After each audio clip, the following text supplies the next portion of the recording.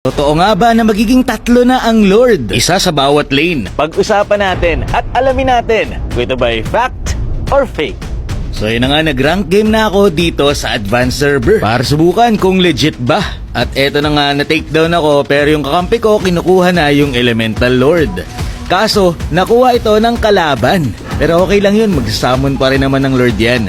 At nung lumabas na ang Elemental Lord nila, ito ang aking mga napansin.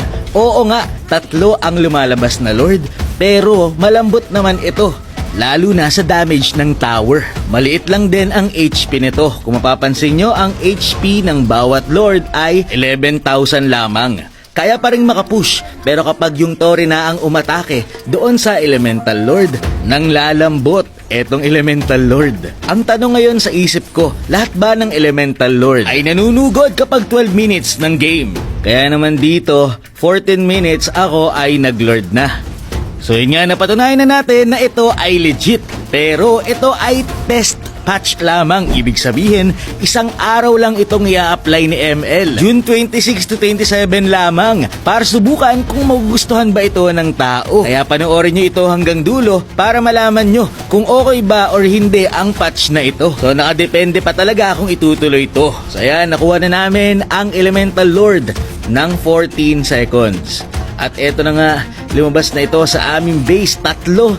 At mas malaki na ang HP. Kapansin-pansin din na mas maliit na yung itsura ng Elemental Lord. Parang mas malaki na lang to ng konti sa ultimate ni Vexana. Pero kahit na ganun, parang mas mahirap pa rin tong i-def eh. Abangan na lang natin kung susuwagin ba neto yung Tore. Eto na, chinek ko yung nasa bottom lane. At ayun, nag-charge papunta doon sa Tore. Hindi man ganun kalakas ang damage. Sumusuwag pa rin eh. At kung kayo ay dalawa na lang na natitira sa team, ang hirap ng i-def nito. Kasi nga, tatlong lane yung may Elemental Lord. Kaya magiging fast game ang laro. So yan, para sa akin, hindi ako masyadong nagandahan sa patch na ito. Kasi parang ang hirap ng lumate game kapag ganito.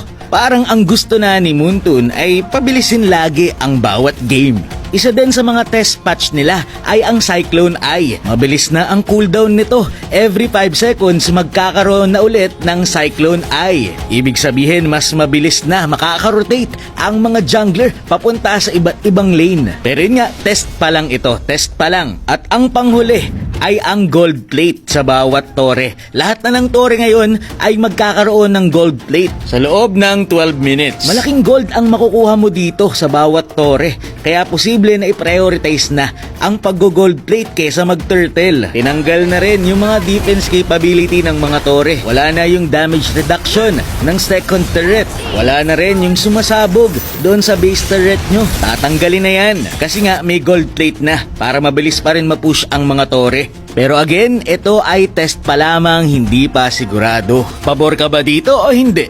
Maraming salamat sa panonood and to God be the glory.